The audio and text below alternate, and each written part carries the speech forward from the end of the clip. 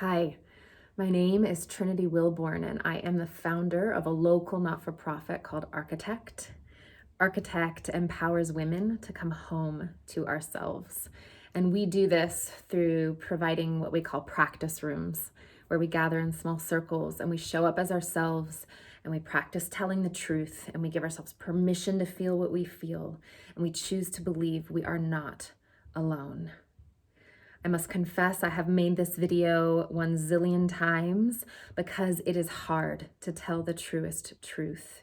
And that's what I want to offer you is the truest truth that I have, which I think is a perspective on this pandemic, because how we think about something influences how we feel.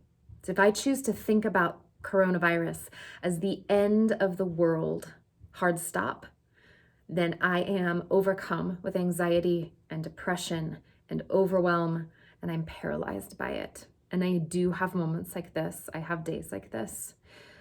But if I choose to see this as in a different light, I have different feelings about it.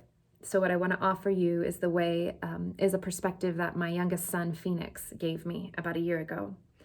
Phoenix is called Phoenix because my house burnt down when I was 39 weeks pregnant with him. At the time, I had a 5-year-old and a 4-year-old and a 2-year-old. So a year ago, Phoenix is 6 years old, and I come to him and tell him he needs to make a birthday card for his grandma. And he's like, "Why do I have to make her a card?" And I'm like, "Because it's her birthday, and also she is old and she might die soon." And he's like, yeah, okay. So he goes away and he makes her this card. I keep this on the wall in my office here because this is the perspective from a child of the truest truth. And it's what I want to offer you. These are the happy last days of our lives. A year after Phoenix made this, he was diagnosed with a mature stage 3 B-cell lymphoma in his lower abdomen. And a month after that diagnosis, this same grandmother died of lung cancer. Phoenix has been in remission since mid-January. So it's almost 3 months now, which means he is living through coronavirus as a highly immunocompromised child. And yet, this is what I cling to, because this is the truth that the Phoenix offers us. All we have is now. Coronavirus or not, all we ever have is now. We are guaranteed nothing. We are owed nothing.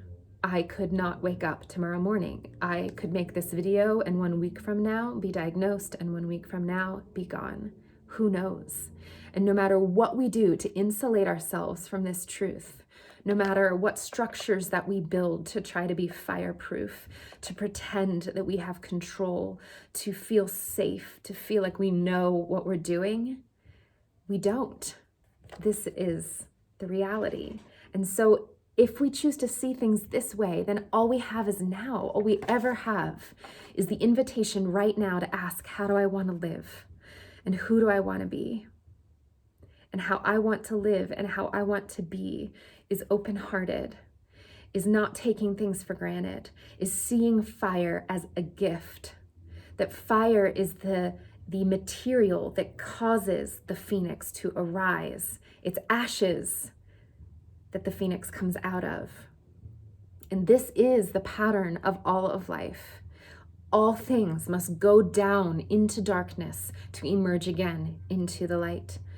Our human experience is a never-ending cycle of birth and death and rebirth and birth and death and rebirth. That death, the other side of that, it's simultaneously a begin again.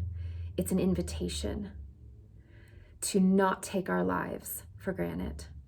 So that's the truest truth that I can offer you. It is the metaphor of the phoenix. It is to be able to drop into the deeper knowing that this is your phoenix moment, that you are a phoenix, that you have this one precious life, and this is the fire that is making you who you are and from which you might arise more fully as yourself, that our country would arise more fully as itself, that our world would arise more fully as itself. It's both things at the same time, And all we can do is be present to it and be tender with ourselves and with each other. Thank you.